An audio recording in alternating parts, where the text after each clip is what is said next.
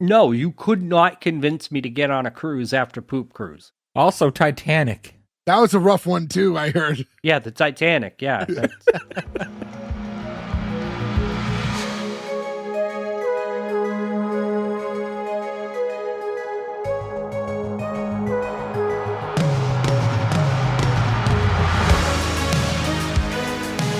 Welcome back, everyone, to S1E1, a show where each week we pick a different sitcom, watch just the first televised episode, forgetting anything we might know about the future run of that show, rate it and decide if it's a show we want to greenlight or cancel. This week we're going to be talking about Emeril. Emeril had 11 episodes with only one season on NBC. Today we're talking about episode 1, which was called Fat, originally airing September 25th, 2001. So to get things started, I'm Jay Gags.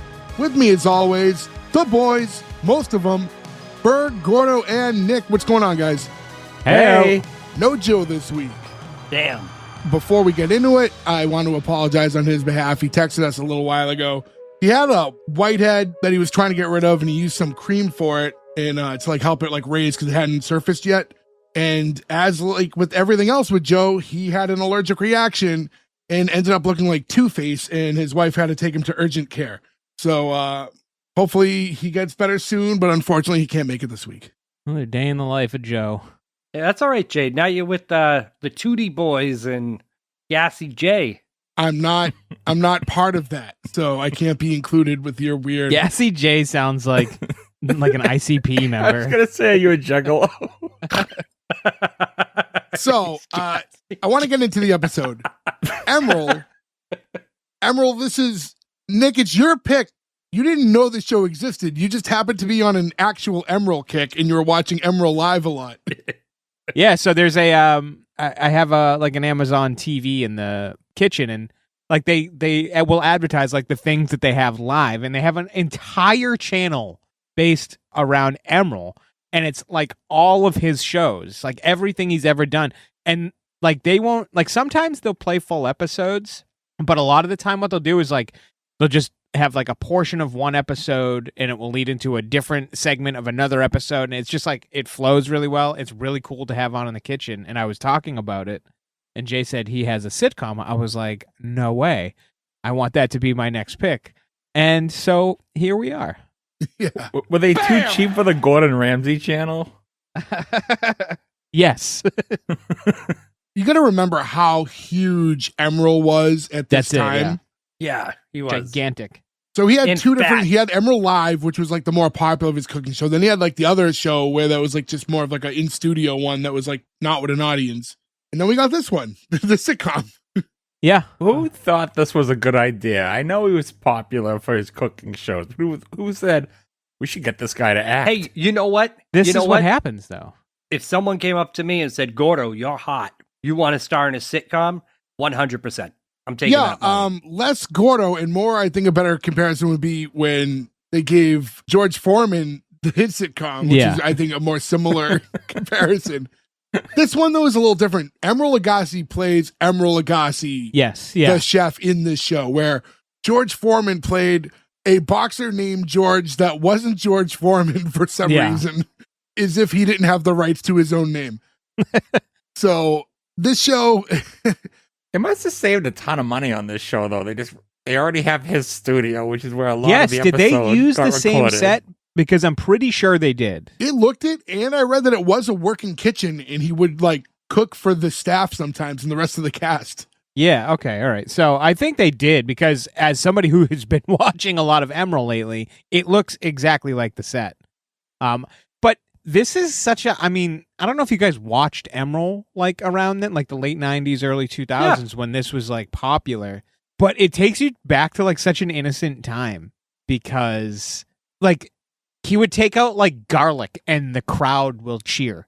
I got like 5 cloves of garlic we're throwing in here. And everybody's like, yeah. Or like, he'll be like, and this recipe calls for a shot of bourbon. And then people are like, yeah. Like a shot of bourbon in some chicken. But like, but it's just, I don't know. It seems, I know you see things through rose-colored glasses, but it really does seem like a better time when like simple things like this were just exciting. Because And it was. I loved Emeril. Like I watched so much of it as a kid. It was a huge nostalgic kick. Well, Emeril Lagasse is actually a native of Boston, of Massachusetts. Fall I would say River. Fall River. Yeah. Not quite Boston, a good hour below it. But That's why I stopped myself. It's weird too because like he almost has like a New York. I mean, I know he lives there now, I think, but he New looks York, like every New York Italian that's ever existed. Yeah. Sure, yeah, and like you would think like, oh, he was like born in Massachusetts and then like soon after left. No, he spent most of his life here and then moved to like once he exploded, he obviously left the area. But yeah, I thought it was weird that he doesn't sound Fall River. People from Fall River will have a very dramatic Boston accent. Yeah. That's the place. He just doesn't. Yeah. The further you get from Boston, the more intense the accent is. Yeah, because they're usually faking it. Yeah. I think what's important to mention too is, there's all these celebrity chefs now, and not that like Gordon Ramsay was around back then and everything too, but I feel like Emeril at that time reached a different type of peak where he really was more part of pop culture in a way that I don't really think we've seen. I mean, we had seen other chefs reach that level for a while. But I feel like there was something about him. He had this like rock star quality that didn't enter the chef world yet. Yeah, I mean, it was the BAM didn't even start right away. The BAM came about because he was managing like a bunch of restaurants at the time, and so they would have to film these like the live shows that he did.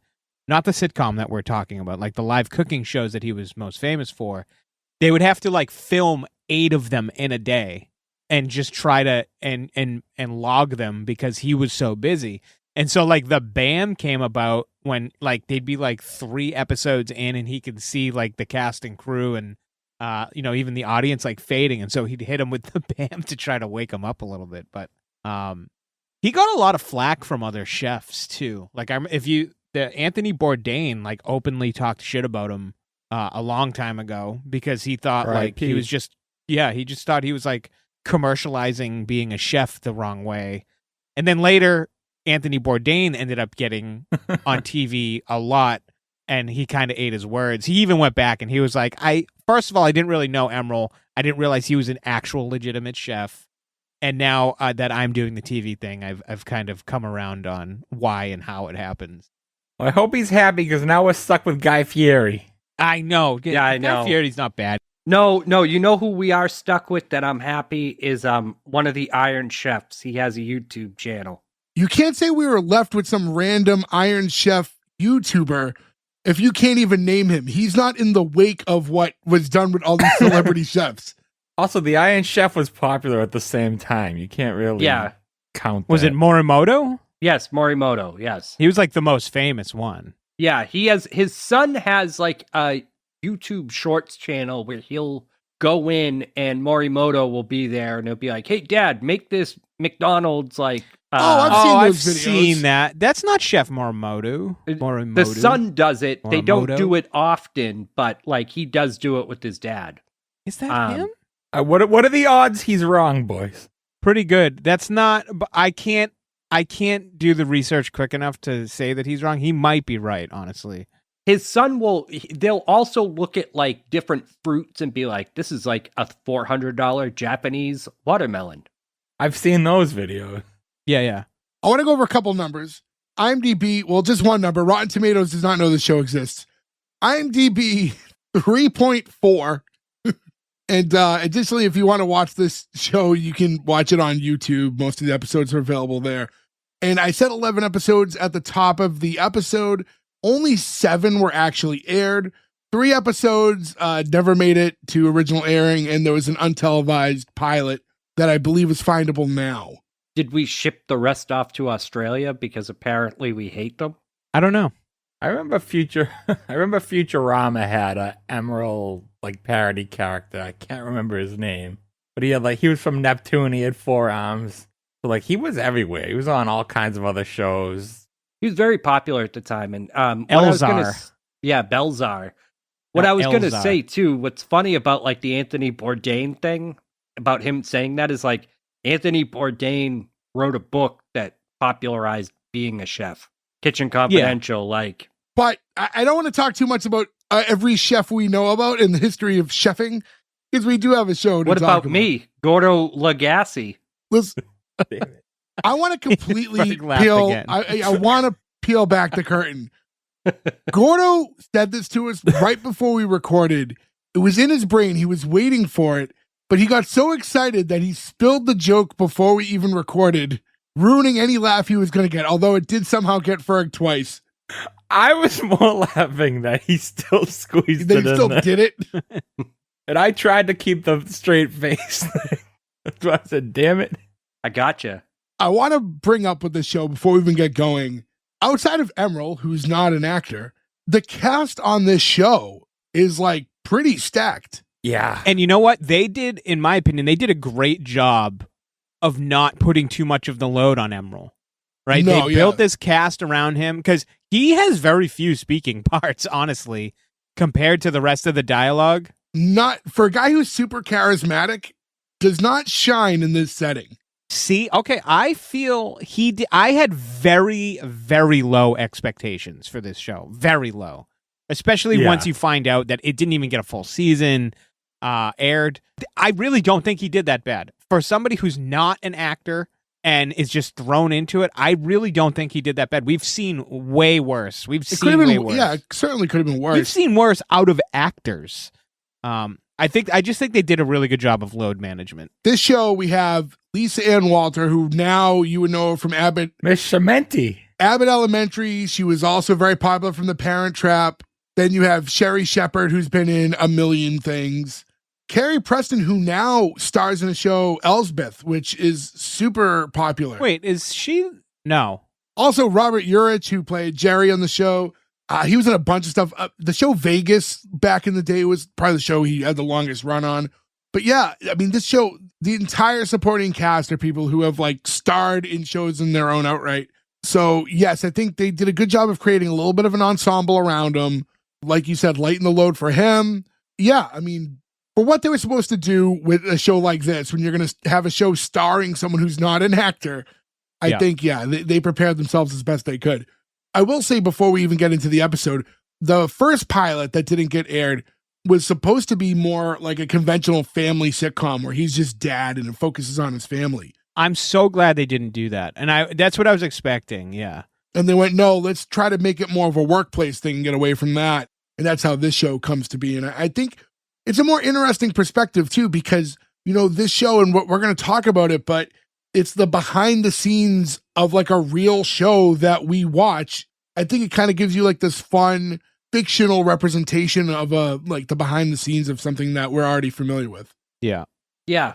Yeah. No, and I think they did a good job with it. Especially if you put yourself in 2001, right? This is like, everybody knows Emeril.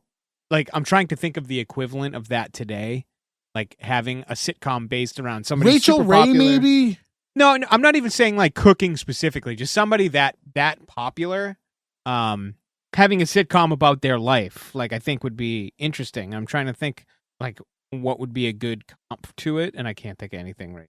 To keep it with cooking, like I said, Rachel Ray, when she was I feel like she's not as popular as she once was, but when she was like at her height, like they could have did the same type of deal with her. Yeah. Is she still on? She does like non-cooking stuff. She had like a talk show type of daytime thing for a bit. I don't know if it's still on. Oh, Martha Stewart. Yeah, Martha Stewart, someone, yeah. Her and Snoop Dogg. Oh, give me that sitcom. It'll be terrible and I'll cancel it, but I would love to watch it. Yeah, you never know. You never know. If TV Land was still like functioning, I could see that happening. Yeah, that would be a TV Land show. So to get into the actual show itself, it starts with we have the title screen, which is just the name of the show. And the background is just like a still image of New York City skyline. And we're getting a little piano. And then Joe obviously not being here, of course, the one time that it makes sense to talk about 9/11. Yeah. You see the trade towers right there in the right side of the image. This show airs 2 weeks after 9/11 happened. They were filming the show like during all of this stuff. It was supposed to actually air a week sooner, but because of all the coverage, they had to push the show a week back. So kind of interesting that they were like, not thinking about editing or changing the backdrop image and leaving the trade towers No, up? you know what? They forgot. We never forgot.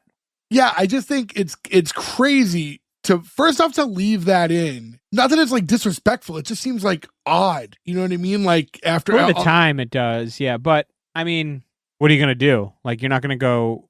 I mean, you could probably have other establishing shots he could have used. but it's just it's the intro title screen. It's a still image. You just change the image. Like that wouldn't have taken long. Too, that this episode not being an actual pilot could have been inserted anywhere in the series. They could have put a different episode on and then taken the time to fix this one.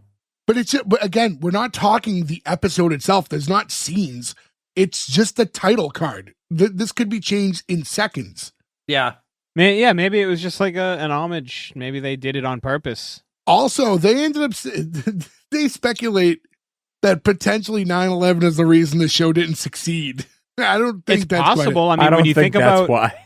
They think the show didn't catch its audience because there was too much 9/11 coverage, and that when the show first aired, people just weren't watching television like that. You know, the very famous demographic of 9/11 people and Emeril fans. Well, I don't know if you remember, but the world was part of 9/11. I was going to say just cooking fans. Yeah, Gordo, there's not like a Venn diagram. I mean, it's pretty much everyone in the world, especially in the country, was very interested in all things going on with the attacks. Yeah. Emeril fans and non-Emeril fans alike. You want to watch the news or you want to watch Emeril? Hey, man, you hear what happened in New York? Nah, dude, I can't be bothered with that. I was watching videos about jambalaya. Bam!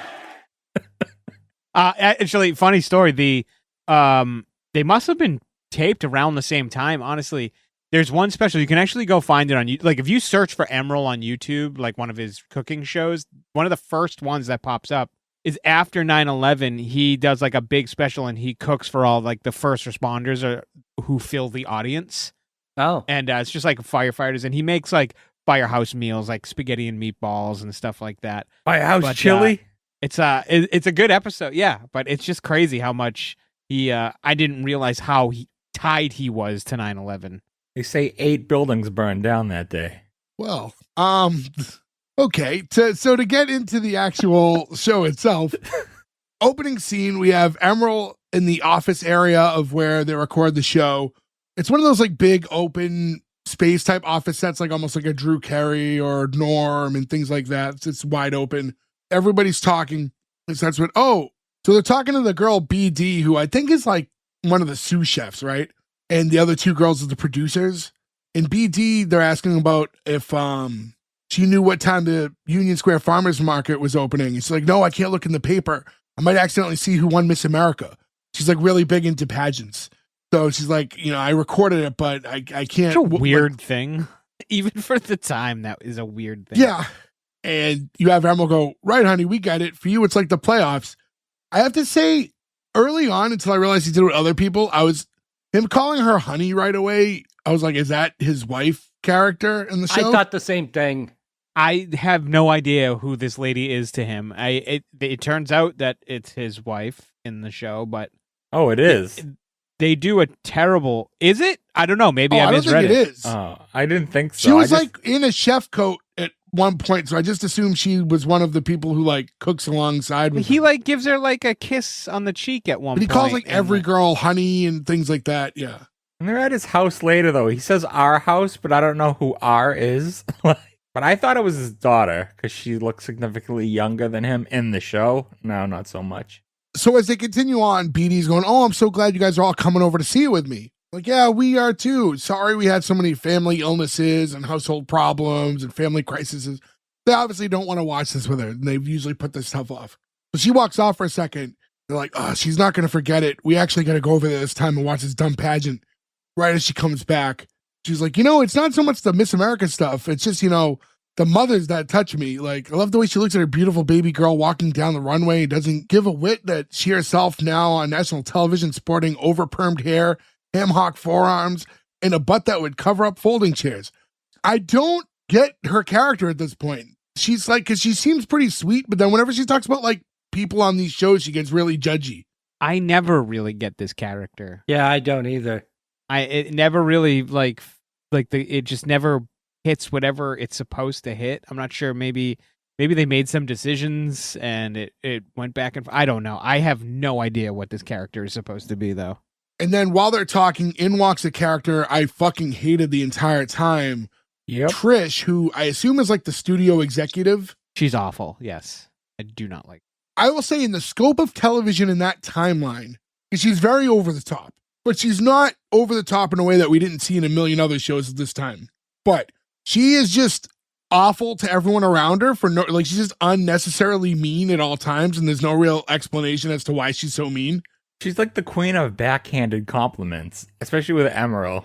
Yeah, because she's talking about how she was going through GQ and noticed that there was no pictures of Emeril in it. And then she's like, and then I'm asking myself, how come, there's all these delicious Derek Jeter modeling Calvin Klein t-shirt ads and not the most famous chef in America, Emeril Lagasse? And he's like, because everyone who wants to see me in my underwear probably already has. I thought that was funny. That's funny. That's a good line. Then she started to talk about basically the fact that Emeril's on television and that because of that, it's probably for the best that he gets in a little bit better shape. Well, yeah, but if you were a television host, like a daytime television host, I understand he's a chef, but he's a chef. I don't want to see. Listen, the hallmark of a bad chef is a skinny chef. Yeah, I trust a fat chef way more than a skinny chef. It's true. They are. This guy knows what's good. He eats exactly. A lot. He eats a lot. I don't want the guy who's skin and bones. Gordo, that was Gordo Lagasse. I was going to say, Gordo, you fancied yourself as chef. I was. You skinny piece of shit. I was. Did I say I was good? That's why he's not a chef anymore. Yeah. No, I gave up the game. And then as this is going on, it's like, am I hearing you correctly? And then Sherri Shepherd's character, what was her name again? Melva. I was just going to say Melva. Hits with the line, like, where do you get off talking to him like that? America loves this man. And they don't care if he's in GQ or hanging out at the DQ. But I'm pretty sure we're all wondering about your IQ.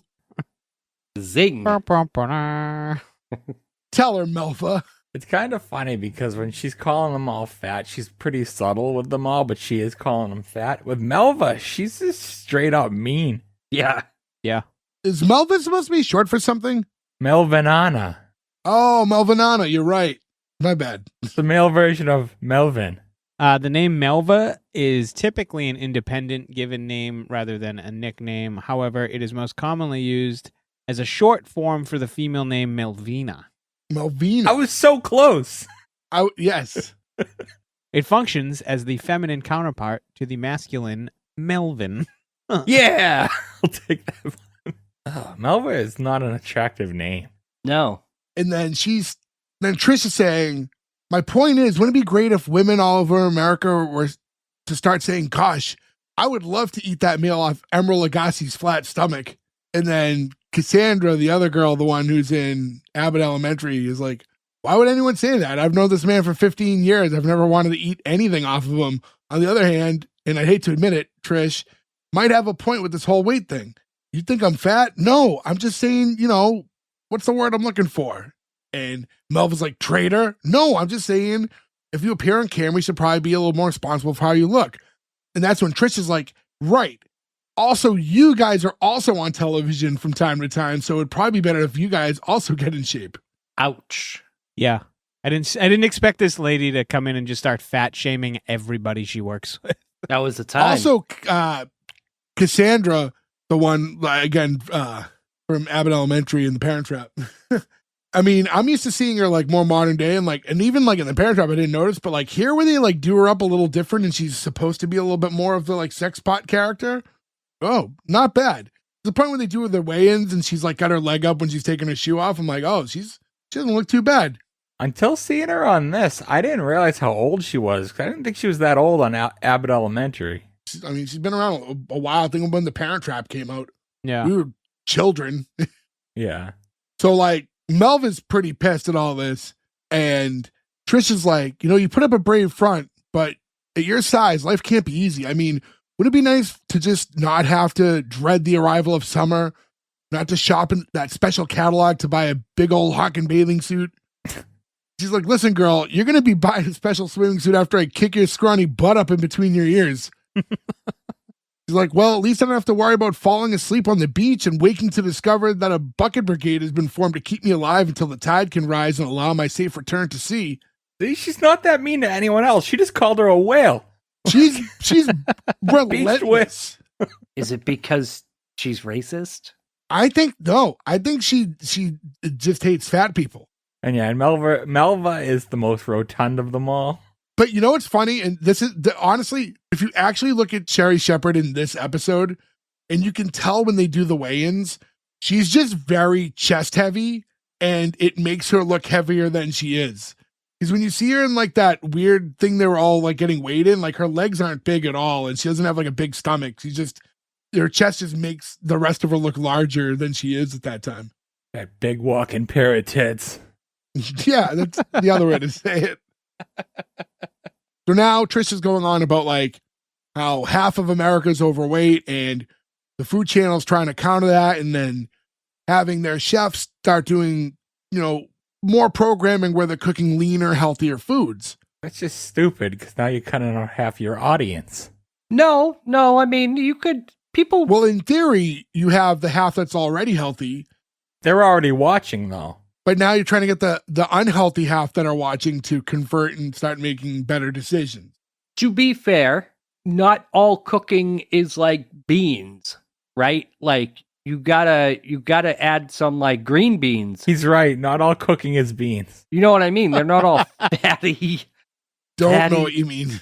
No, people out there, they know. No, you don't even know what you're saying. I do right know. now. What I'm trying to say is that foods are fatty, and not all foods are fatty.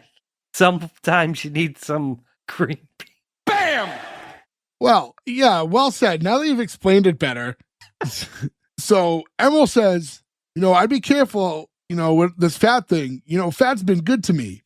Like, yes, and you've been good to fat. Now we're talking about a slimmer, healthier, happier way of living. So we're asking all our shows to participate in a 1-month lose weight-a-thon, and the show that loses the most weight will be the winner of a $100,000 prize. I mean, listen, at my job, we have different departments also do a similar thing. We don't win shit. We'll do better. Just because your department sucks. No, I mean, the prize is not any money. It's not even a prize. It's nothing. Oh, then I'm not playing. That's what I say. You couldn't lose weight if you tried, first of all. You're really skinny. Listen, I am at my heaviest, sir. What, 83 pounds? 143, actually. Oh, it sounds like Gordo's been eating a lot of fatty beans lately. To the detriment of my poor wife, I have been eating fatty beans. So they start doing all the math, and they find out that with the 23 people on crew, that's going to end up being about $4,400 a person. And they start going over all the things they can do. Like, I could pay off my credit card. I could take my grandma on that Alaskan cruise. Oh my gosh, I could go on an Alaskan cruise with your grandma. First of all, I want to go on an Alaskan cruise. I mean, I wouldn't. I mean, you know what, Gordo? You can. Yeah, I could. Yeah, I could. That's true. I would like to go to all 50 states. That's something that's like a thing that's been in my head lately is That's my desire. Yeah, they're cool. I think I've been to like 20 plus. Yeah, like you don't have to vacation in every state. Like some you drive through and check something out real quick. But yeah, I think that'd be fun. And then obviously Alaska and Hawaii will be the tougher ones to accomplish at some point. But Hawaii will definitely be the funner of the two. I wonder, can you take a cruise from /to those states? Can you go from Alaska to Hawaii? I don't think so. They're That really would be far cool. away. Very far. That's so far, yeah. That's a very far. It's a long cruise. It's only 6 weeks on a cruise. Yeah, that's a long cruise. I try to not date our episodes when we go over them, but in recent news, the cruise business hasn't been favorable as of late again. I don't know. Cruise stock might go down. Cruises in general, I'm sorry, but cruises in general, just like not my thing. And I don't think you could convince me that it is a thing. This is going to come off like I'm trying to tell a joke, but I'm not. You come off as someone who would love a You cruise. are a cruise person. You do seem like a cruise person. Oh, no. Why in high school we called you Tom Cruise? No one did. That's because I was short. Because you love Top Gun so much. Yes. That I've seen with you guys. No, if I drank still, I could see myself being a cruise guy. But like, Yeah. the idea of like, oh, come out here and have free food and free drinks. Usually it's That's terrible. Usually it's the free drinks that. Well, the drinks usually you have to pay for like a drink card. Like that's not like part of the cruise package. Some of them it can be part of it. And then plus two, I don't know if you guys saw Poop Cruise. I certainly did. It was no, you could not convince me to get on a cruise after Poop Cruise. Also, Titanic. That was a rough one too, I heard. Yeah, the Titanic. Yeah, Why? What happened? I don't want to spoil it for you. He doesn't want to spoil the historic event. No, let him find out. Berg, I'm shocked you haven't been on a Disney cruise at this point. Yeah, I don't have an active passport. The country they won't let him have one. We flash forward now and it's weigh-in time. And I don't know why they're in these weird blue long shirt robe like. Way more Emeril Lagasse leg than I thought I was ever gonna see. They're wearing these like, they look like silky button-ups that go like, that are almost robe cut that go just slightly below your butt. Yeah, it's like, why didn't they order like hospital gowns or something if they wanted to put them all in like weight like things? I don't know, but if you notice, like the rival shows are just like in t-shirts, like matching show t-shirts. So I don't know why they had to wear these like lingerie kimono things. Like with these sexy robes. because that's what America was asking for. They were testing it out for GQ. First one on the scale is Melva, and she's upset because this is the most she's ever weighed, which is like, you know, it's relatable. When you get to a certain weight, you start avoiding the scale. And then once you get on it, you've already convinced yourself, I'm probably about this. And then you step and then on when and you're go, wrong, yeah. Yeah, you're oh, like, that's nope. way off. Yeah. Also, I'm nowhere real near. amateur move. They all should have fucking stuffed their faces before their first weigh-in. Yes, yeah. Yes. Chug some water right before you get on. Yeah. I do it before every diet, so I feel good when I lose weight fast early. To fake that first number. Trick my mind into thinking I'm doing better than I am. It legitimately works. Keeps me going. We see Emeril and Jerry a few spots back in line waiting to get weighed. Emeril's like, I can't believe I'm standing here naked in my own cooking set. And then Jerry's like, I don't know why I have to lose weight. It's like, because you're my agent and you're on the crew list. And then you get this thing like, they do it twice. Jerry seems really proud of his Wolfgang Puck impersonation. They really lean into this, yeah. Because he does it again later in the episode. And it's just, I mean, it's nothing special. Like, oh yeah, we're gonna have lots of fun today. We're gonna take all our clothes off and squeeze lots of vegetables. Kapow. The kapow actually made me laugh. Then you see BD getting weighed, and she's like all excited and talking about, you know, I might be the run of the litter, but I'm gonna run it. And the girl's like, next. She runs off. And then the last thing we see is Cassandra getting up and say, all right, amateur hour is over. Better set this sucker on rockin' good body. And then abrupt commercial break. Yeah, and it cuts Yep. like real quick. I get 20 seconds of silence. Yeah, the copy we want again on YouTube is like, for what it is for a show that's not on any streamer that someone clearly had recorded on a VHS, is pretty decent quality for what it is. But yeah, it's almost like a studio cut where all the commercial breaks have like a 15-minute gap of black in between every commercial break for whatever reason. And if you want to watch along, that is for sure the version you'll watch also. So you'll know what I'm talking about. Bam. Keep the viewers awake. Maybe we should incorporate that throughout the show and just be bam. Hit them with the bam. Bam! So now we're in like this gym, and Emeril and Jerry are about to work out. Jerry's talking about, oh, I was thinking $4,800 could pay off my Porsche. Like, I thought it was $4,300. Yeah, but I get 10% of yours. Like, oh, that's a charity I want to sweat for. Help Jerry pay off his Porsche. And then he goes to like sit down on like this pull down machine. And Jerry stops. This is another thing. Is like Jerry's like a weird germaphobe, I guess. Like when He's it comes not to wrong. This is played for laughs, but you should wipe down every piece of gym equipment. in case anybody was wondering, that would be about double in today's money, about $8,000. I mean, it's not a bad prize for what it is, like just a No. fun work weight loss competition. That's a good chunk of change. That's a huge, yeah. Yeah, I would go balls out. I would probably keep my balls in my pants, but I would certainly diet. Jay, you've been trying to keep your balls in your pants for years. You'd think they'd have a massive advantage being a cooking show. You have like a chef, he can make like healthy meals for you guys, and That's the beans thing I was telling you.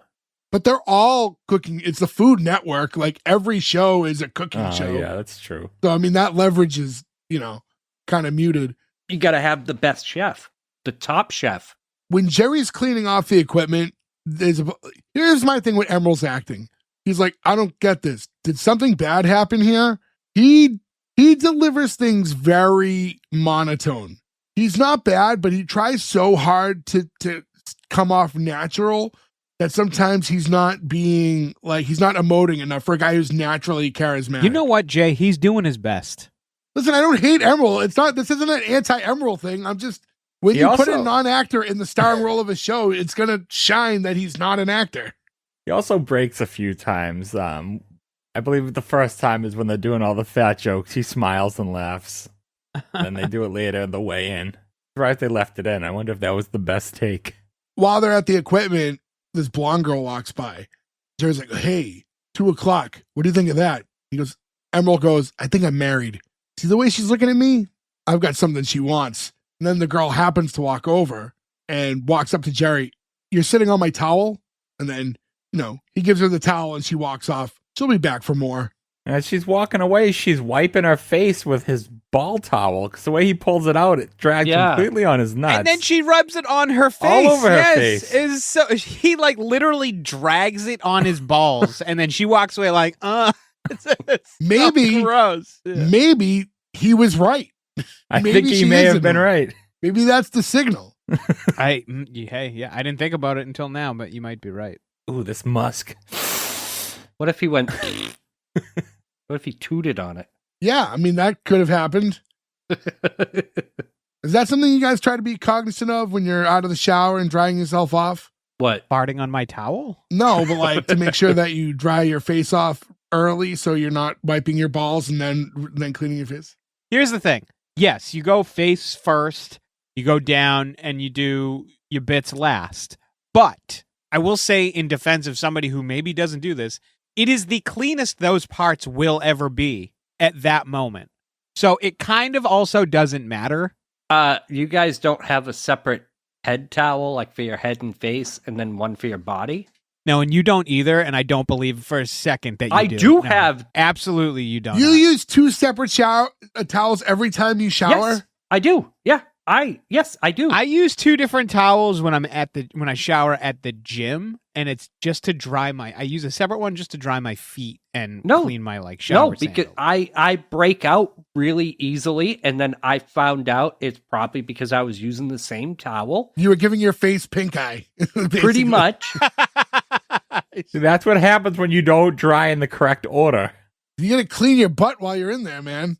I do. It gets squeaky clean, thank you. Very, very squeaky. He definitely walks out of the shower wrapped in a towel and then the one on his head like a girl. Yeah. Can I say to what you're saying, Gordo, and to flashback to what Nick said a minute ago, your body should be clean enough that wiping any part of your body and then your face shouldn't make your face break out. Listen. I'm listening. It's 2 separate things that you gotta wash, okay? It's 2 separate things you gotta dry, rather. And they're for 2 separate things. I have one for the body, one for the face. The face doesn't interact with the body, and the body doesn't interact with the face. Dry your face first, and then that doesn't happen. But in fairness, that shouldn't happen even if he wiped his towel all over his butt and balls and then wiped his face. He should be clean enough that he shouldn't be breaking out after he wipes his face off. Anytime I think we can't lower the bar anymore. Yeah. Don't make fun of me because I use 2 towels. It wasn't even my idea to use 2 towels, but now I'm used to it. I'm glad you're clean. It's just weird.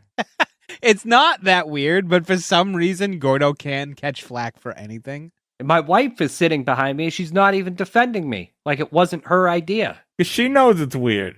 She does it too. Well, a lot of women use a second towel for their hair and stuff like that. Yeah, exactly.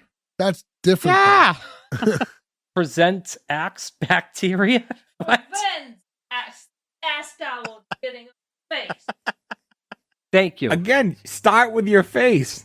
Okay, I'm gonna be totally transparent here. I do not dry with my bath towel the inside of my ass. That can air dry. Oh, I like, do. I'm okay. That's why. Oh, I do. You just cleaned it. Like You it gotta doesn't need floss. to be. You stick I your have a bath hairy towel in your asshole. ass. I have a very hairy asshole. I am Italian. That's the only part of my body that's Italian. And there's like, it's like a bush in there. Okay? I'm not going to blow dry it. Why? Nick likes to set a fan up on the floor and then he puts his leg on two chairs like Jean-Claude Van Damme. That would be awesome, actually. Yeah. But yeah, no, I don't stick my bath towel up my ass. I don't need to do that. You don't floss? No, I don't floss. So you just walk around with swamp ass. Why? Why do I walk around with swamp ass? You put your underwear on afterwards, and then your asshole I is all... dry. Swamp ass is sweat. Yeah, but it's, I'm sorry, murky butt. Like... Yeah, no, it's not a problem. It's never been a problem. Oh, it's always a problem for me. Like... I'm also not very hairy. If you're actually that hairy, Yes. maybe you need to do it. But I think you need like disposable towels. You should not be using linens to do what you're doing, I don't think. Well, anyways, next scene, we have the three girls also at the same gym. They're in a different area. They're all on like stationary bikes. And it starts off with this conversation with Cassandra starts about how Belinda Carlisle from the Go-Go's is now posing nude. It's like, yeah, she's 42 and says she wants to send a message to women everywhere that you don't have to be a twain to be sexually viable. She continues by saying she's like the 10th one to send that message. It's like the rest of us are going to go, oh yeah, thank you so much. My life seemed so little and sad before I saw you naked in Spread Eagle and Playboy. Now I'm filled with hope. Did that really happen? Yes, it is, and I'm going to put that in the chat. All right. Thank you. I was just looking that up. It's in there. And then BD's, thanks. And then BD's like, it's going to ruin all our credibility as a go-go, which got like a big crowd pop. And she says, what I want to know is, when are one of these women going to send a message that you don't have to get naked in men's magazines to be sexually viable? Right, Melva? And then Melva's like, I'm sorry, I'm pedaling towards the light now. You can only hear the angels singing. She's really funny. I like her a lot. She is. We've covered a few shows she's been in, and she's pretty consistently funny in like everything she does. She's in a pretty famous episode of Friends. Then next scene we cut to Emeril filming his show. So this is like when we're actually seeing the fictionalized version of Emeril live. So for those of you listening who have remembered that show, but it's a live studio audience and he's got his kitchen set up, and it definitely brought like more of a interactive party element to cooking shows that like we weren't used to seeing. Yeah, I'm upset they didn't get into Doc Gibbs. Oh, Or from the band? He should have been on the show too. He was like, yeah, the band. Well, I mean, that Emeril's background is music. He like when he was in school here in Massachusetts, he got a scholarship. He was a percussionist of some kind, and got a scholarship to some school for music. And he New England Conservatory. and he turned it down. I think to go to Cooking school. Did he go to Johnston and Wales? I mean, if he was in like, Is it Johnson and Wales or CIA? I was figuring if he was in Fall River, he'd be like minutes from Johnston and Wales. His talents as a percussionist earned him a scholarship to the New England Conservatory of Music, but he chose instead to go to Johnson and Wales. Yeah, hopes of becoming. He could have done both. He could have been cooking, but then drumming on the pans. But yeah, that's why he wanted to have the band. Him and I don't know if they had maybe known each other from somewhere in the past, but he definitely he like really wanted music to be part of that. He wanted to be one of those pots and pans drummers, and he thought he needed a dual master to do it. So. R.I.P. to Doc Gibbs too. By the way, he passed. Oh, unfortunate. Yeah, I remember watching Emeril live back in the day, and it was like, especially as like just a little fat kid watching a cooking show. I thought it was so cool that like he would cook food and just pass it out to the whole audience. I'm like, oh, I gotta get on this show.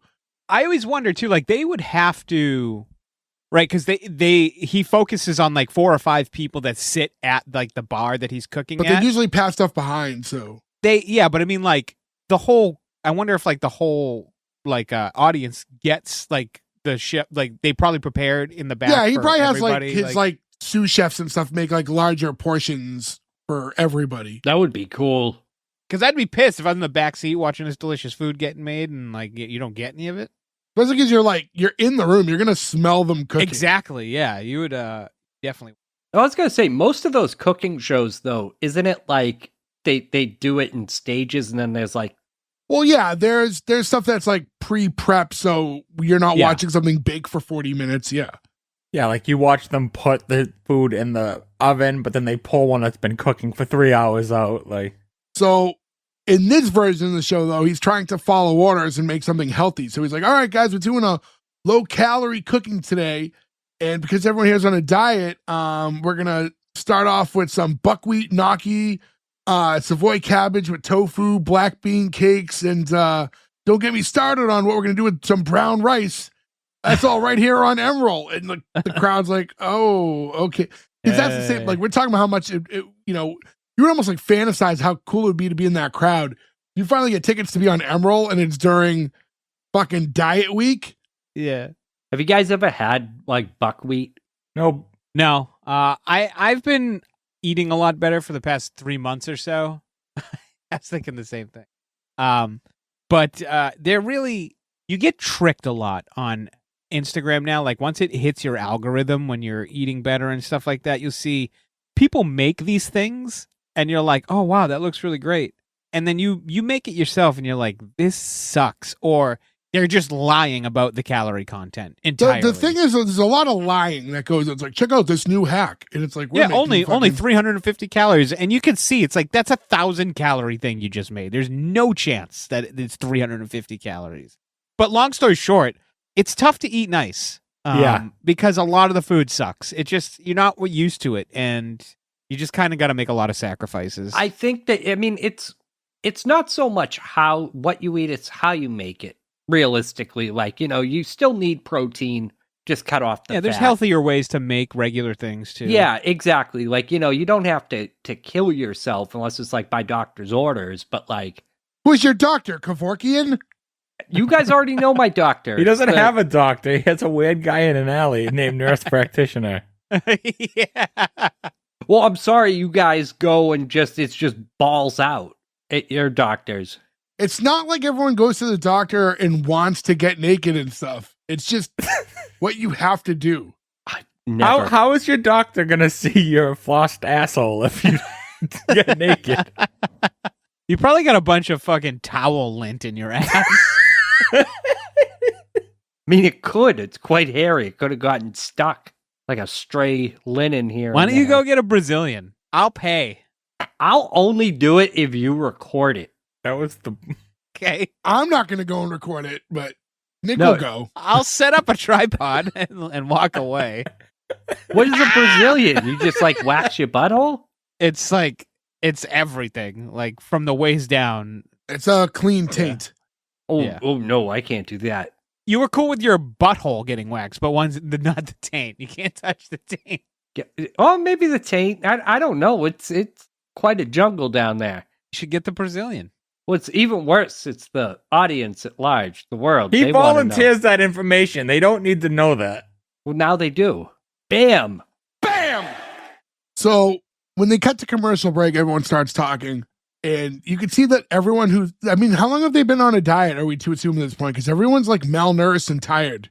Like how much time has passed? They don't really. Yeah, we let don't you have know. really, they never insinuate how much time has passed, but they're at the point now where, they're talking about having cinnamon flavored dental floss and how great that's been. The joke should have been it's been like 4 hours. Yeah. But it plays like it's been 4 hours. You know what I mean? Like it doesn't, there's not enough, like they don't do anything to make you feel like time has passed. So when you're watching, you No. think it's just the next day. That's my biggest complaint about this show is they kind of fail at a few different fundamentals, and I don't know. They did a bad job of explaining. I think they did kind of a iffy job of like developing or introducing the characters, and that might be because we didn't see the actual pilot, so I'll give them that one in this instance. But yeah, it's really confusing. The time passing, who's who, and what are they doing is confusing to me, anyways. So, from what I see watching it appears that we know that Jerry's his agent. I think BD is like a assistant chef or whatever. And then Melva and Cassandra must be like producers on the show because you see them like Yeah. Yeah, as far as I can tell, they just exist as employees. I don't know what they do exactly. Not that I guess it matters, right? It just well, according to the studio executive, they're all there just leeching off of Emeril. So that's what she thinks too. Did the executive say how long the contest went for? I thought it was like a month-long thing. I thought a month too, but I don't know. Maybe if I it's actually been heard that or about a just month assumed. because their last weigh-in is like the next day. Although with the way time goes, that could be deceptive too. Well, also too, this show doesn't do a good job with time as far as like it's basically all in this studio. It's like it's here and it's at that one scene in the gym and then that's it. Yeah, I mean, you see that on a lot. Well, even though this is, I would say you see that in a lot of pilots because they don't have a lot of sets built. But this technically was supposed to be like episode 4. I think there's 4 sets total. There's the back part, there's the actual studio where they make the show, there's the gym, and then there's the house at the end when they watch the... They were at the office. They were in a different part of the office. Oh. Well, But that was a different part. And the set itself, I mean, yeah, we see at least 3 different inside the sets, 2 different in the gym. I mean, we've seen less. We've seen less Yeah. sets on shows. Yeah, So, especially on pilots. Like that's yeah. So we see them come back from break, and now Emeril's starting to cook. He's like, all right, well, we get this boiled chicken, and we're going to put in our gnocchi. And are you ready for this? I'm going to top it off with some of this delicious tomato water. and the crowd's like, Like, okay, so first of all, A, disgusting tomato water. B, why not just use vegetable stock? Like, I find this like as a nitpicky, very high in sodium. yeah, but you can get low sodium ones, or you could make your own. just insulting because he's a professional chef. He doesn't know health, like food. That's what I mean. You got to remember the times too. Being healthy was not like at the precipice of human living at this time. People like just kind of did whatever the fuck they wanted. Like there were obviously people who were really healthy, right? But like now more than ever, I think you're seeing No. it be more popular. It just was. I just don't think it was. As I think popular. it's always a thing. It goes in waves. Yeah, no, I'm not saying it's not. It I wasn't. just mean it his didn't lack exist. of knowledge how to do anything interesting with health food. You have to remember they're playing this as a comedy too. If he cooks delicious, healthy food, then it doesn't like. What do you do with that? Like, oh wow, this is awesome, and my diet's going to be really easy. Like that's not an entertaining episode. But yeah, I think in today's world, I think when you look at Instagram Reels and TikToks and all that stuff, we're seeing more healthy recipes and stuff in live time, quick content that it wasn't. You didn't get it like that before. So if you were trying to find healthy recipes, it was because you were really going out of your way for it. Now it's just kind of, no matter whether you're on a diet or not, you're going to find out 50 things to do with Greek yogurt and cottage cheese. All I get is chicken crust pizza fucking rails. Like they use ground chicken and like it's just like pizza crust. I get them nonstop. I want to try it because it does look okay, but that kind of skeeves me out. Also, Yeah. But yeah. Back to what Jay said. They force yogurt and fucking cottage. I love both of those things. By the way, No. you cannot substitute them sometimes in for like. I will say the best substitute you can make is coconut milk for anything that requires like a cream or a heavy whipping cream, like a penne alla vodka or something. Like you can get away with coconut milk instead of like. I don't think you need heavy whipping cream in anything personally, What but about whipped cream? they talk about the whipped cream in this episode. I don't think you can substitute whipped cream either. Like you just need whipped cream if you need whipped cream. You need heavy cream for that. Well, that's what I mean. That's like the only justifiable reason to use it. I did see something recently where you can make cream cheese out of Greek yogurt, and I'm really interested. Like I saw the texture is like right, so I'm very curious as to how that comes off. You know what I want to try is I saw they made cottage cheese. You like put a dollop of it on like a baking sheet. You put a bunch of dollops like cookie style, and then you like flatten it out and you put everything bagel seasoning on it and you bake it, and they come out as like these crackers that I really want to try. It seems pretty good, and I love cottage cheese. I could just shovel cottage cheese into my face. I like the idea of cottage cheese. It's like bless you. I always get like 1 or 2 scoops in, and then I'm like, nah, I'm done. So the audience is not impressed with this whole tomato water thing. And he's like, we can add some dry mission figs. You know, figs that keep everything flowing. And then this guy just stands up in the audience and goes, we want the old Emeril. He's like, all right, don't get out of your seats. Ooh, this Emeril. Yeah. Probably wondering how Emeril's going to get out of this mess, huh? Like, I'm going to show you. And then he just calls Ray's Pizza. What does that do? It's a cooking show. Let's show him making pizza. Also, apparently, everyone in the audience apparently loves deluxe pizzas with everything on it. Like super deluxe. Just throw everything in there. I'd still be mad. I'd be mad too. I'm like, I don't want this fucking olive pizza. Oh, Olives is where I draw the line. I'll do No. mostly anything on pizza. I hate olives on pizza. Oh yeah, you used to get those stinky onion pizzas. Fuck you. Onion pizzas are good, okay? They're You delicious. smelled up the whole house. I've never gotten an onion pizza at your house. Do you think I fucking just made that up? Yeah.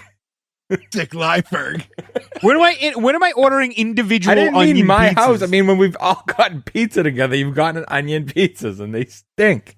They're fucking good, man. Onion's delicious. You know what? We're gonna order onion pizzas to Ferg's house. Good, you'll waste your money. Like Frank, bro. I'll feed the bunnies. I think it was a good call for them to say Ray's, but there's like 5 or 6 famous Ray pizzas in New York that are all like owned by different people who all claim to be the original. I wonder if any of them are Ray Romano. I think so. Right, man. Ray Bird. It's actually Ray Charles, and that's why there's so many. He kept going into different buildings. No offense to any of our blind listeners. Like Ray Charles throwing down in the air, just doesn't know where it goes.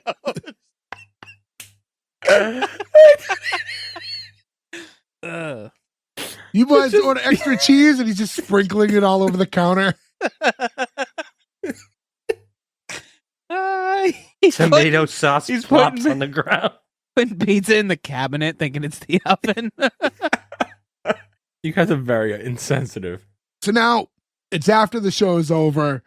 Emeril walks into like that office area, and everyone's sitting around the table together. He's like, hey, thanks for leaving me out there with that crazed mob. And they're like, there was like 40 pizzas. We couldn't go anywhere near them. And then one of them's like, I wasn't going to say anything, but one guy in the audience pulled me aside and said, if Emeril cooks with tofu again, we're going to get him. Tofu is good. No, it's not. Yes, It's Tofu not, is yeah. something No, that it's not. you can dress tofu up, but like tofu on its own doesn't taste like anything.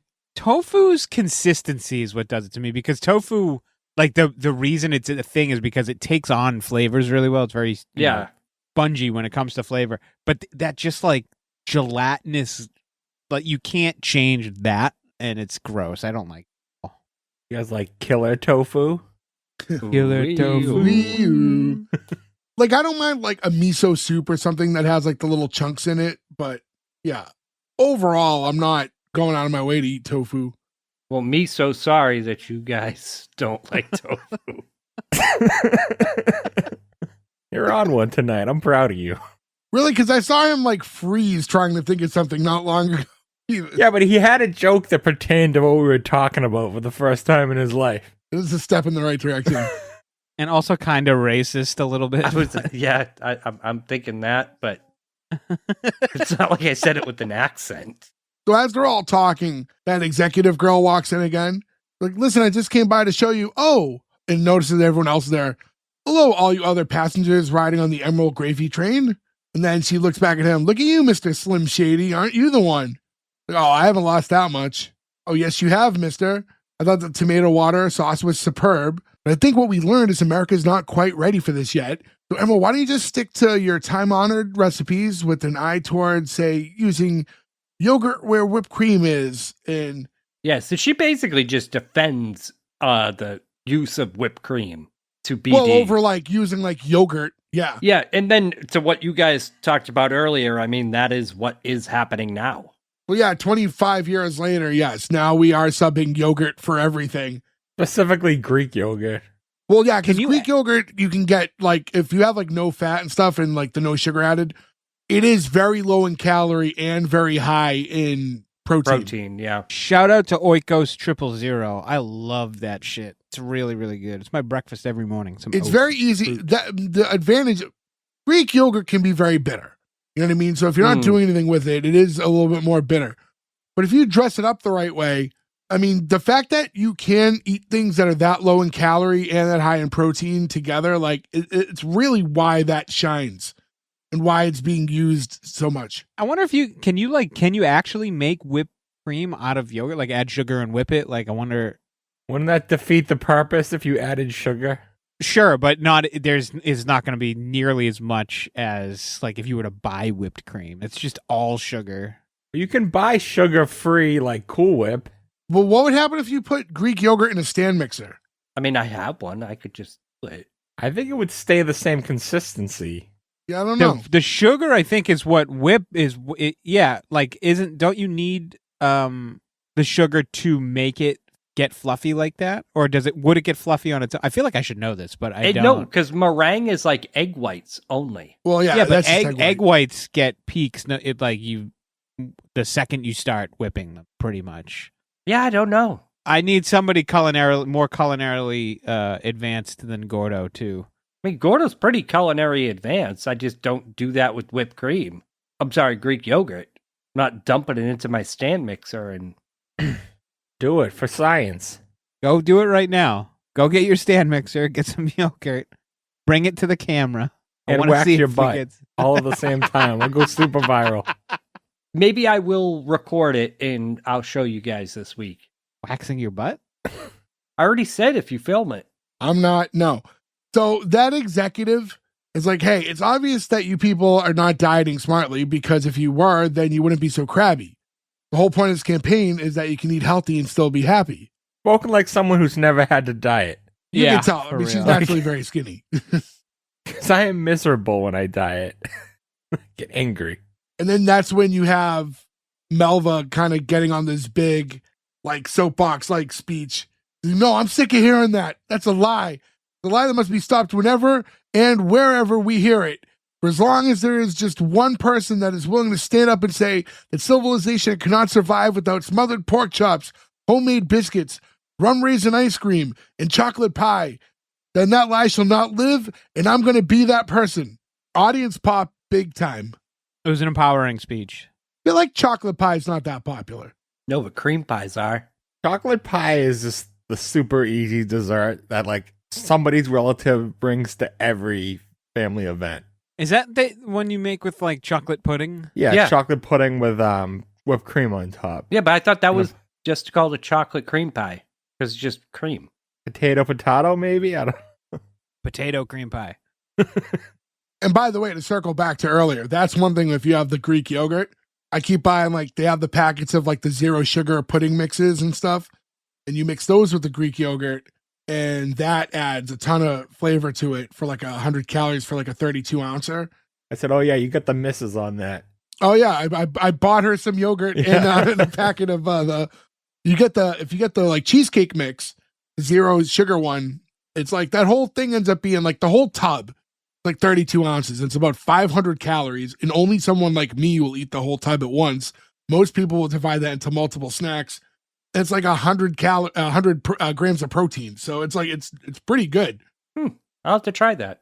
There's regular plain yogurt and cheesecake mix. Greek yogurt and zero sugar cheesecake mix. You use the whole like packet? Whole packet if you're going to do like the 32 ounce tub. Yeah. Okay. I've seen people do it smaller. Then they're like pouring part of it. But it's like, well, then what do I do with this half full ripped open paper packet of Yeah. dust? You know what I mean? So I'd rather just make it in an appropriate, bigger batch.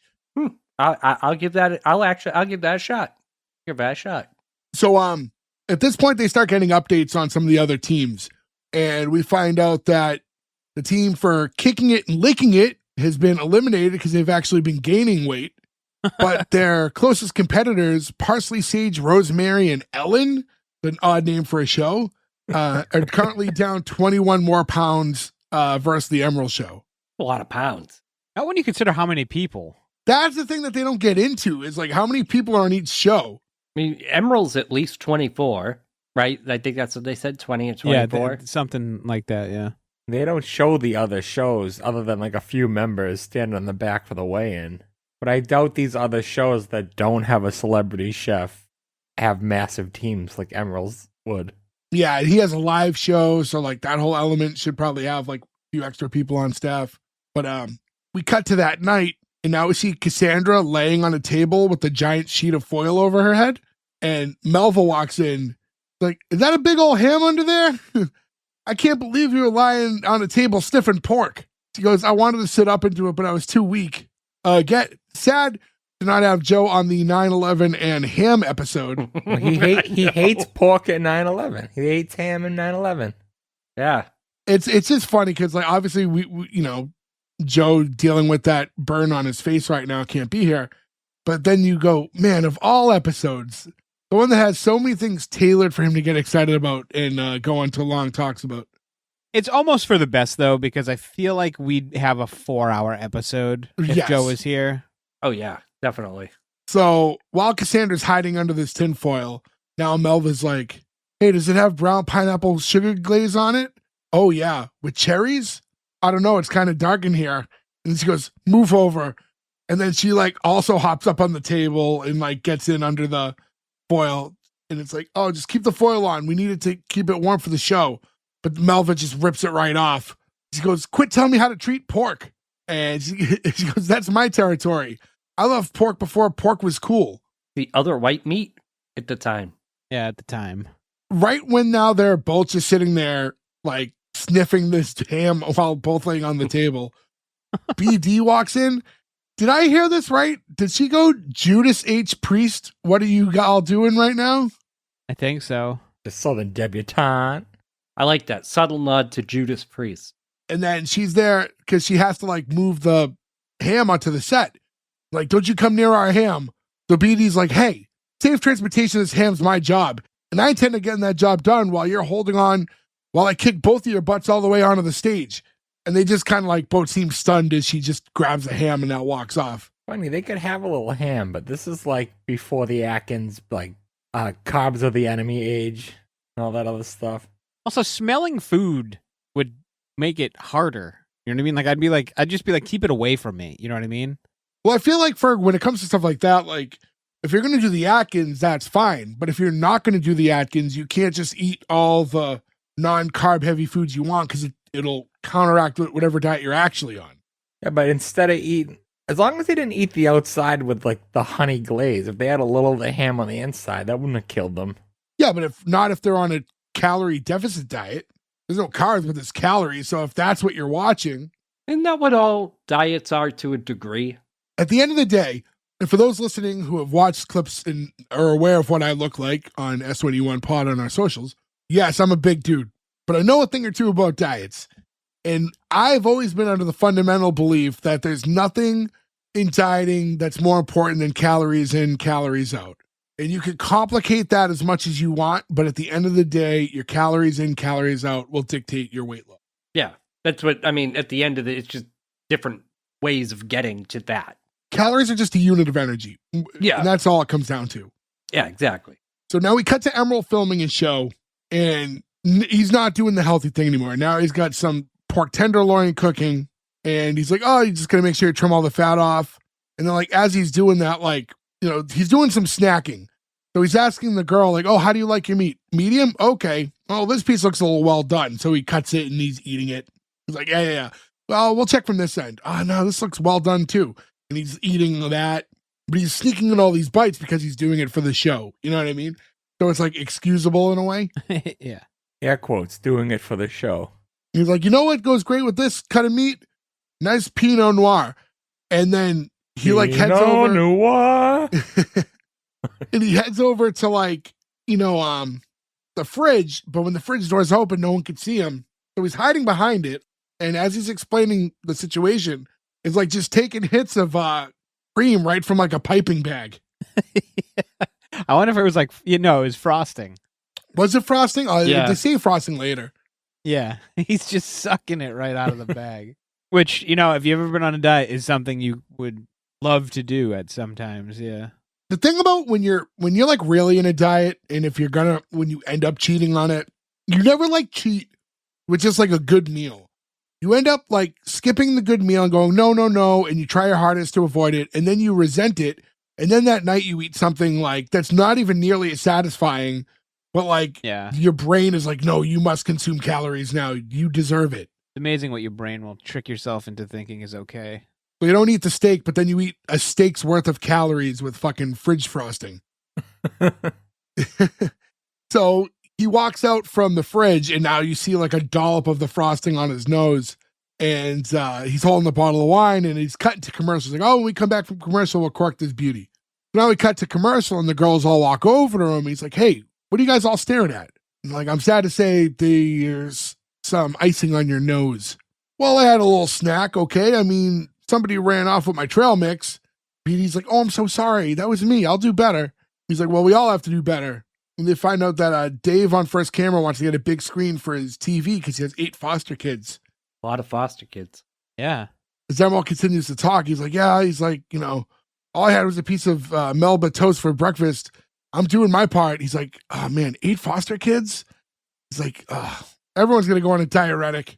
I didn't ask this kid to have 8 foster kids. We have a Sinbad on our hands. Yeah. Also, what is Melba toast? It's like a grain toast. It's like a ancient oat type thing. Like I don't know how to describe it. It's like So it's not like a meal. It's just literally just a kind of toast. It's like a cracker. yeah, it's you toast it twice. Like you toast it and then you kind of like fillet the bread and you toast it as thinner pieces again. And they come out like it's not good. I imagine the taste of croutons in my head. yeah, Just that's looking kind at of it. but a less satisfying. Probably like airier. Less satisfying crouton. You can get all kinds of flavors. If it was this show, he should have said Melva toast. Maybe he just meant he stole Melva's toast. So now we're back at that fitness club, and Emeril and the girls and Jerry are all in like black one-piece scuba-like outfits on these bikes together. And they're all just trying to, I guess, just sweat out all the weight, which, I mean, if it's weigh day, then that does something for you. But if you're doing this not right before the weighing time, this does absolutely nothing. You're just draining your fluids. As soon as you drink water, it's all going to retain again. Well, you still burn fat through your sweat as well. You'll burn a little from riding the bike, yeah, but mostly but the water stuff, that's good if you're looking for an initial weigh-in. If you're not going to weigh yourself immediately, if you drink anything, you're going to take all that water right back in. Yeah. Also, I hate the joke that's coming up. That they look like out-of-work sperm? Yes, because they don't. Doesn't make any sense. They're wearing all black. Yes. Why did they make that joke when they're wearing all black? And then they double down on it later, and I get even madder. Yeah. Ferg just doesn't appreciate a good cum joke. Right, Jay? I appreciate a good cum joke. This is not a good cum joke. The fact that they're all dressed in black does confuse it a little bit. Yeah, it's strange. Jerry's saying, I assure you, if I were a sperm, I'd be captain of the first wave, Cracker Jack 18. What the fuck does that even mean? I feel like it probably does mean something, and we just don't get it. There might be some... This is what we need Joe for. This is something Joe would understand. That's like a super popular term. It's like one of the most used terms today. And then they they note that Beatty's drinking malt liquor. Like, it's a natural diuretic, okay? Plus, I like the buzz.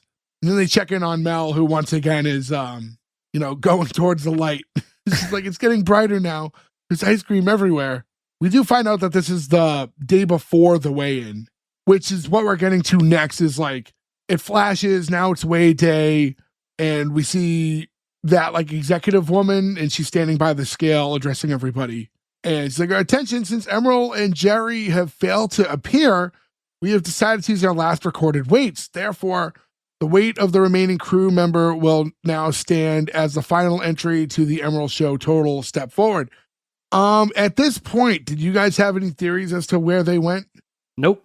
No. I had no idea. They gave no clues or anything.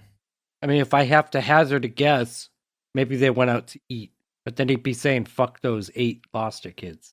I can see them showing up like in a near dehydrated state. You know what I mean? We don't see them yet. So BD gets on the scale first. And she's at 109 pounds, 15 ounces, which means the other show, Parsley Sage, wins by 12 ounces. Like, where's Emeril and Jerry? And then they're like, stall, you have to stall. Like, okay, well, I'm not done. Like, what? It's like, I don't like to admit this, but my hair is a little thin in the back, so I like to remove my kitty. And then you have like that person at the scale. I don't know if she's a doctor or what. She's like, she's going to remove her kitty. And I feel like when someone says my kitty. No, that's not what you think of. No. Nope. Don't think of that. That's modern. That's modern kitties. I was going to say, would you think hairpiece? Nope. I also maybe if we were women, but Yeah, maybe that is a term for it. I just have not heard of such a thing. I really thought the way they were going to go was she was going to take the robe off and get that woo moment.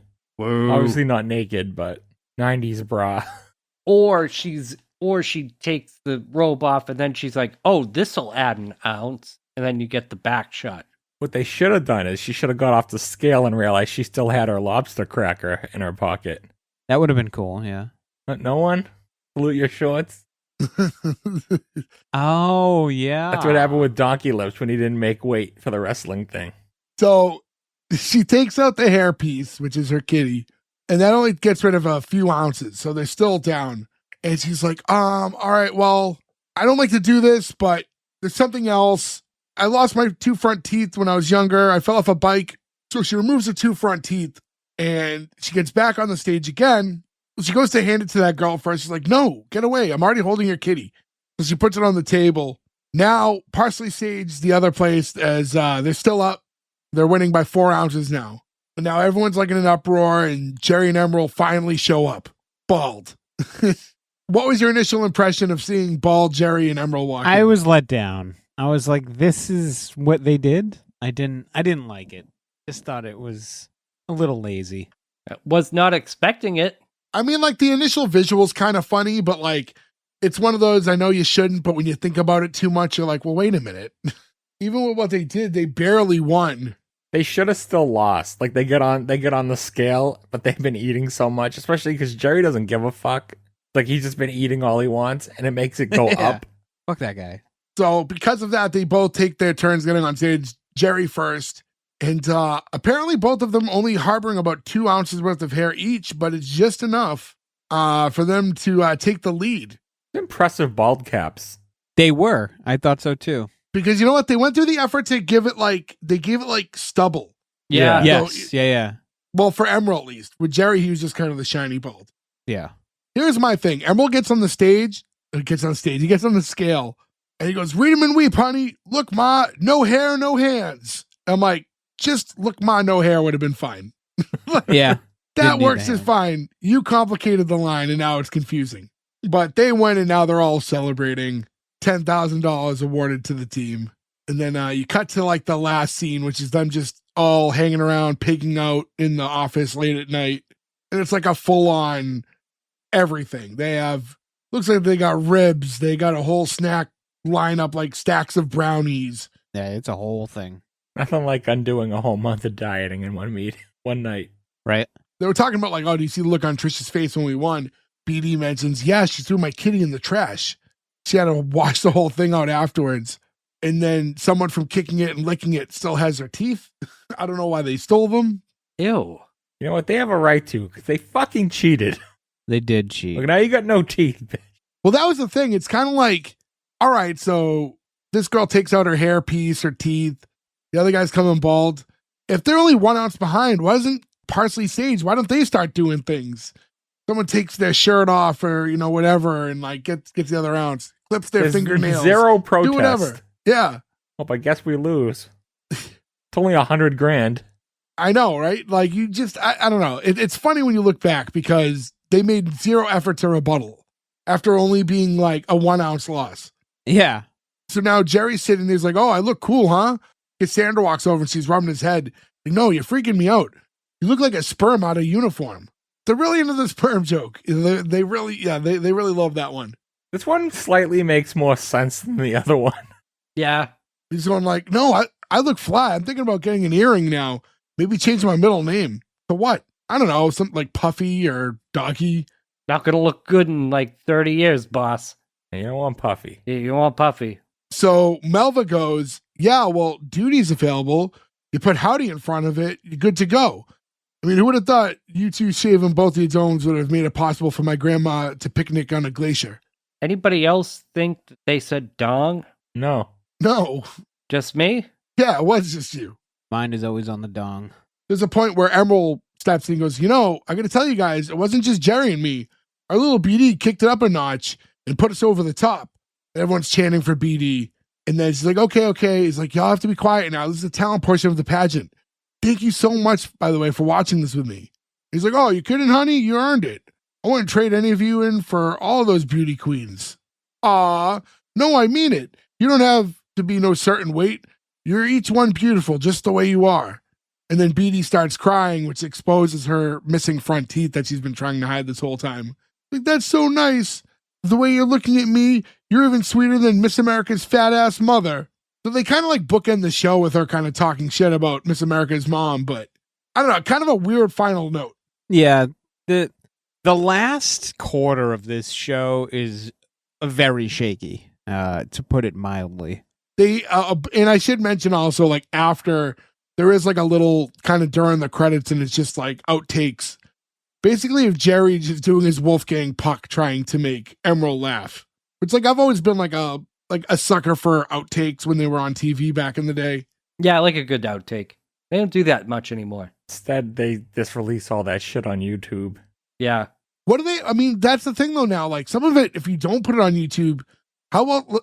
Like, I always thought it was weird that like Netflix never seems to have that stuff as like an available, like, when you're dropping down as episode 1, episode 2, like, where's just like the bloopers and outtakes that you could just select. Like, Yeah. it's make it like a DVD. Like, put some of the extra shit in. Yeah, because DVDs used to do that all the time. I don't know why Netflix doesn't do that. That was my favorite part about DVDs. Yeah. It was like, there was nothing worse than when you bought a DVD and it was only just like chapters, and that was the only thing in it. Oh, you can watch it with director commentary. I've always hated director commentary. That's for like the cinephiles and shit that want to know all the little facts. Like, nothing for the casual fan. Yeah, like, I just find it so, like, distracting because, like, you're watching the movie and then you're listening to two people not talk in sync, and it does something to my brain. It just, like, throws it off more than normal. But yeah, so that's the conclusion of the episode. Yeah, I definitely think like it started stronger than it ended. It was just like one of those, we've seen other versions of this, right? The weight loss competition episodes, like, of shows, like The Office did it. Salute Your Shorts did it. Like, it's not a new thing trying to make weight. But yeah, I just feel like it just kind of ended a little, I don't know. It was like anticlimactic. I mean, they all get to win money. Present the check. Yeah. Yeah, Yeah. to the 8 foster kids. Crescendo the way it should have. It should have been like the twist was, and here's your $100,000 to a charity of your choice, and like none of them get the money, and like, wah! Yeah. Yeah. Yeah, like someone walks up with a check, and then like someone's like, oh, and which charity should we make that out to? Yeah. Wait, what? But yeah, no, so that's the conclusion of the episode. There's not really a lot to say that we didn't already tackle, because unfortunately this show only lasted a couple months. Thanks, 9/11. Yeah. Fuck you, terrorists. So with that in mind, I mean, I don't think anyone else has anything to add, so might as well just get into the green light or cancel. And again, keep in mind, just in case there's a tie, Joe's score will count, and you'll see a graphic later in the week on S1E1 Pod on our social medias. So you can check those out if you are curious as to his score. I will go clockwise. Gordo, starting with you. I'm going to go green light. I did not mind the show at all. I thought it was just funny enough to be to worth the second watch. No different than any other like mid sitcom out there. I'd argue better than some sitcoms that we've reviewed on this show. Emeril did okay for somebody who's not an actor. The cast around him was good. It's just like a mid sitcom, but it's good enough. It's no different than anything else you used to leave on in the background. So why not? Greenlight. Nick. Yeah, I actually agree with Gordo. I'm greenlighting too. This is a really surprising mid-season cancel to me. This show's not great, and I'm not trying to tell you that this is an amazing sitcom because it's absolutely not.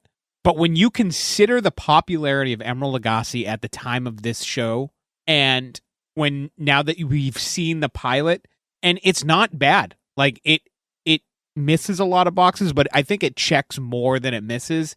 And it was that supporting cast was really good. And I think had this had another, and maybe 9/11 did have something to do with it. It's 2001. It's going up against juggernaut sitcoms also. You've got shows like Friends hitting like their prime around now. So it was just a tough spot. To echo what Gordo said, we've seen way worse shows. This is not even kind of close to one of the worst sitcoms we've ever done. I'm really upset this got canceled. I think it stood a chance in a different environment. But yeah, it's a green light for me. I actually did enjoy it, and I would like to see another episode. So, Bam! Ferg.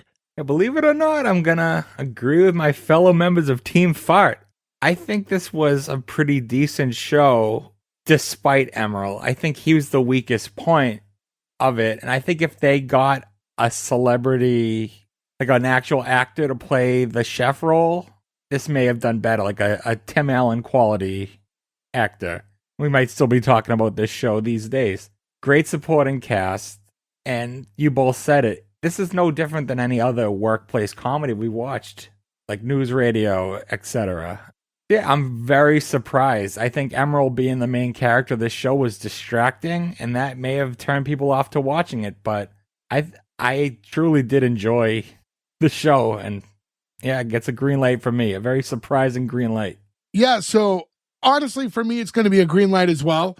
I feel like, if I'm being honest, I don't think the show deserves to have all four of us greenlighted for the actual quality of show, but it was fun for what it was. And like, I have no reason, I'm not going to cancel it just to counter, but yeah, no, I still don't agree with Nick. I think Emeril's acting was absolute dog shit, but he did enough to get by.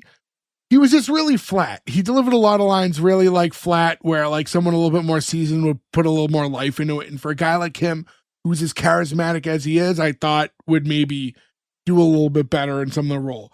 But as we discussed earlier on, they did a really good job of protecting him too. And they don't flood him with long dialogues. They kind of let everyone else do the heavy lifting and him just going, oh, I don't know. So, so it works for what it is. I liked it. I thought it was a fun episode for what it is. I'm a sucker for classic sitcoms. I tend to rate those ones better than like the multi-cam, than the single cam sometimes. But yeah, so it's a green light for me as well. So surprisingly enough, 4 out of 4 so far. So regardless of Joe's score, congratulations to Emeril. You live to see a second episode with us. I want to thank all you guys for listening. S1E1pod.com is where you can find all the links to all things S1E1. Whether you want a shirt or looking where to subscribe or follow our social medias, it's all there. Definitely hit us up on our social medias, S1E1 Pod. Let us know shows you want us to cover in the future, how you feel about the show in general, anything you want to talk about, TV related or otherwise, hit us up. We like chatting with you guys. Yeah, won't keep you guys much longer. Just want to say thank you guys for listening. So until then, thank you. Goodbye. I think we got the best Gordo butt floss.